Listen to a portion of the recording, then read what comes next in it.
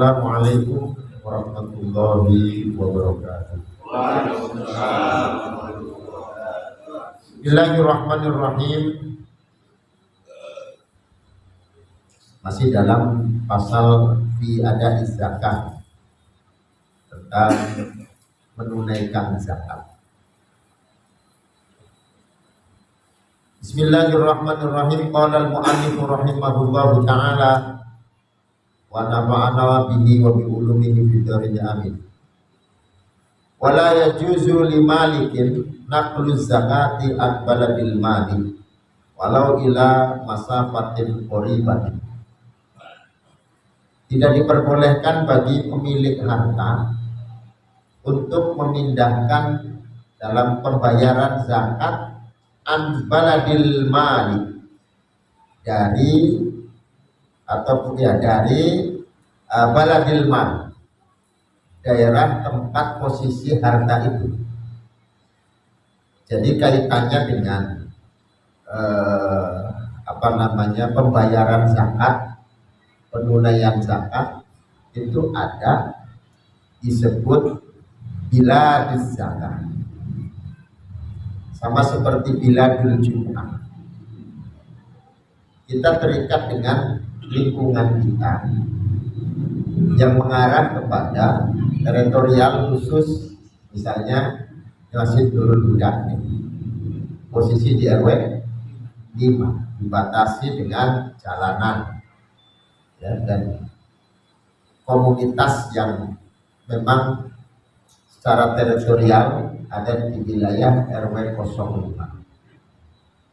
Maka tentunya dalam hal wajibnya melaksanakan sholat Jumat harus berada untuk masyarakat RW 05 ini ya harus berada di Masjid Nurul Huda.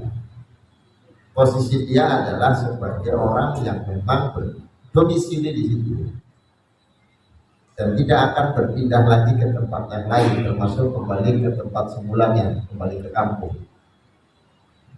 Artinya itu dalam hal biladul jum'ah. Dalam hal biladul zakaya, di mana harta itu berada. Harta kita berada di RW 5, ya pembayaran zakatnya di RW 5. Sehingga ada ketentuan kalau seandainya pembayaran zakat itu nyebrang ke wilayah lain, walaupun di situ masafah atau perjalanannya itu dekat, ya, walaupun perjalanannya dekat, itu kalau wilayahnya sudah berbeda maka tidak boleh harta zakat itu dibayarkan di posisi nyebrang dari wilayah kita sendiri. Ini menurut pendapat mazhab Syafi'i. Jadi tidak boleh dalam ketentuan di mazhab Syafi'i itu pembayaran zakat pada selain biladuz zakat. Walaupun posisinya berdekatan, Pak. Kalau kita menuju ke tempat itu gak jauh, tetapi teritorial dalam hal zakatnya sudah berbeda, maka tidak boleh kita membayarkan zakat di tempat itu. Harus di tempat sendiri, di lingkungan kita sendiri.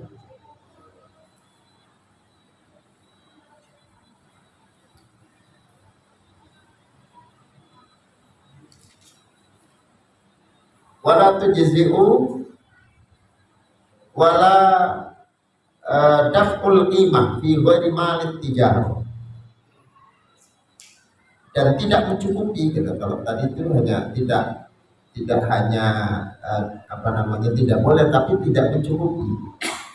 Tidak mencukupi itu berarti tidak memasuk dalam kriteria. Artinya zakatnya harus diulang lagi, dibayarkan di tempatnya kan itu.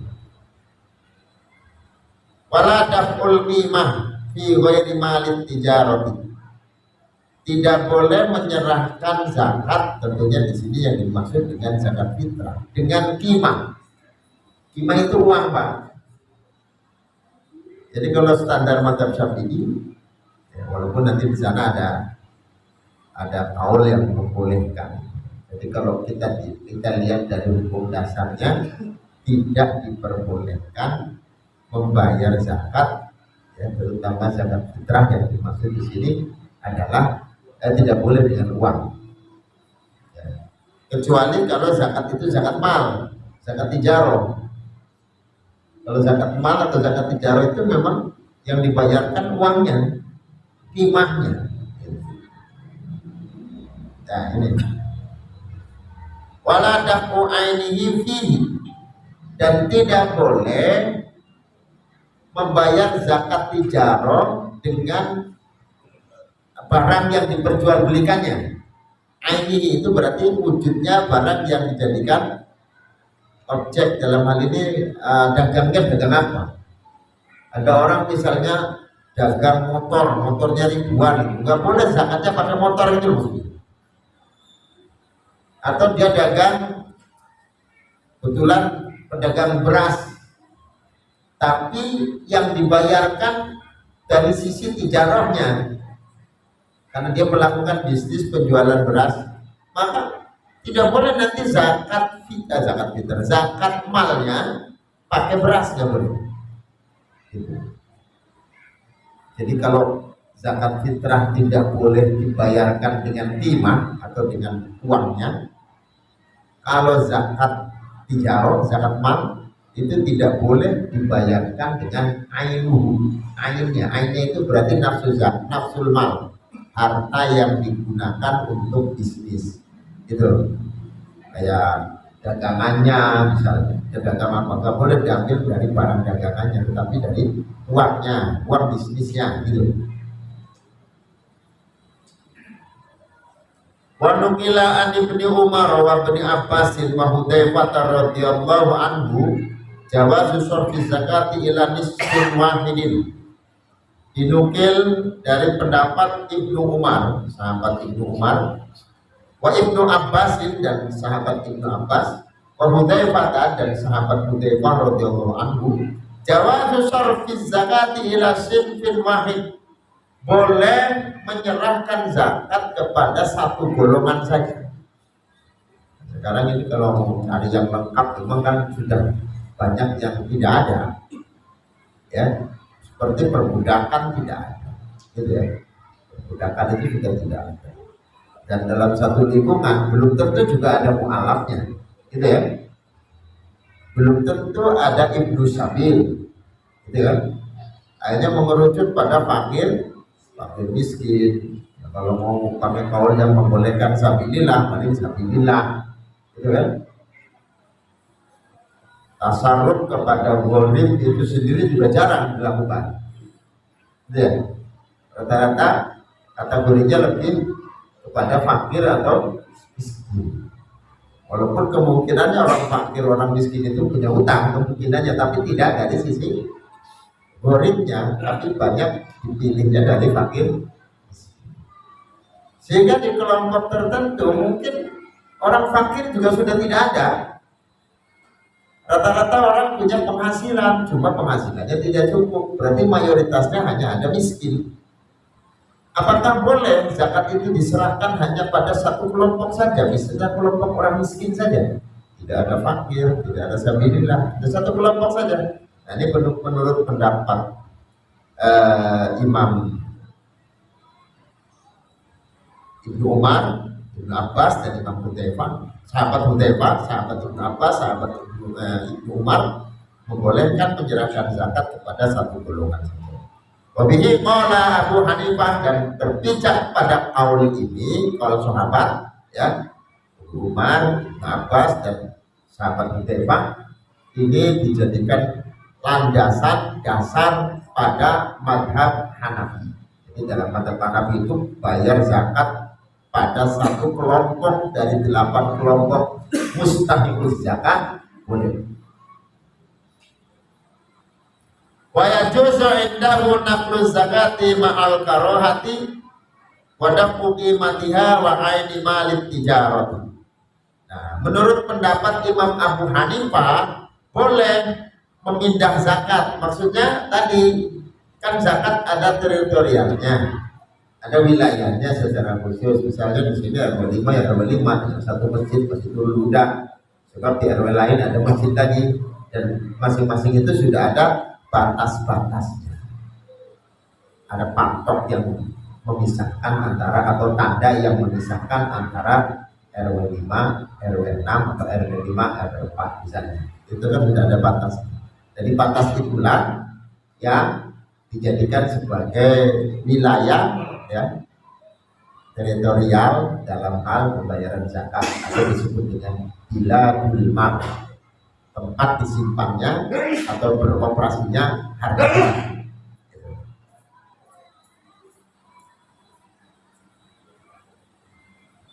Wadah uki matiha naklu zakah mal karoha, tapi masih dalam hukum makruh ya.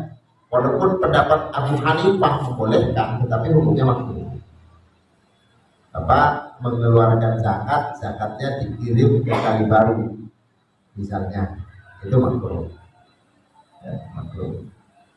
Dia harus mendahulukan lingkungan sendiri.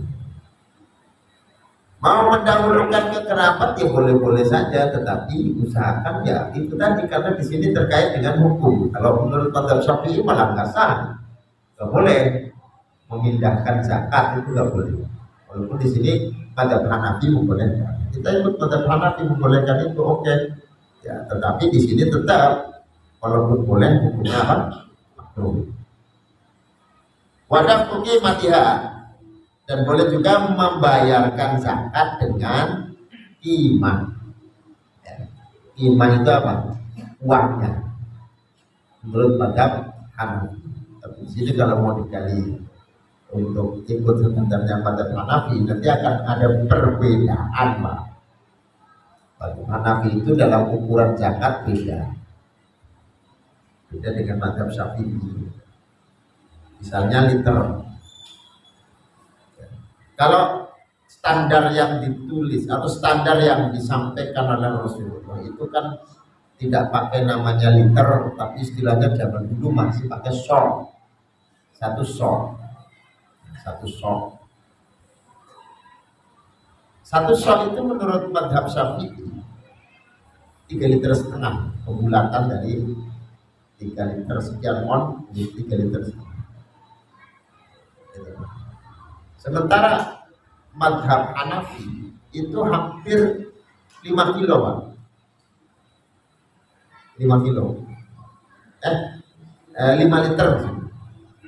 5 liter setengah. 5 liter, hampir 5 liter. Jadi 4, sekian. 4 liter 700 sekian. Oleh itu menjadi 5 liter. Sehingga dalam hal ini pastilah ada selisih. Kemudian ada ketentuan dalam mazhab Hanafi itu tidak memakai kutul bilad, tidak memakai makanan pokok yang berlaku dalam satu negara. Tetapi dalam mazhab Hanafi itu makanya kutul khusus. Kalau dalam zakat fitrah ya, kutul khusus. Apa kutul khusus? Makanan pokok yang ada di dalam nas hadis. Apa saja? Al-bur, ya. Ada gandum, kemudian ada korma, ada anggur atau kismis, gitu. Anggur, korma, kismis. Yang satunya lagi kalau bisa dicoba di sini syair itu apa? Semacam jali. Jadi hanya pada 4 makanan pokok ini saja yang bisa digunakan standar untuk pembayaran. Taruhlah yang mendekati ke beras itu kan gandum. Karena gandum itu dalam mazhab Hanafi itu hanya dikenakan setengah soknya saja, setengah sok. Sehingga sebenarnya hampir mirip. Kalau kita pakai gandum misalnya, lalu yang dibayarkan adalah setengah soknya. Setengah soknya itu bukan 3,5 liter, tapi 5 liter. Maka kenanya masih separuhnya. Cuma kan tetap yang namanya gandum itu memang bukan makanan pokok kita, tapi yang disediakan gandum impor. Dan ketika gandum impor harganya lebih mahal. Harganya pasti mahal, karena impor, gitu ya.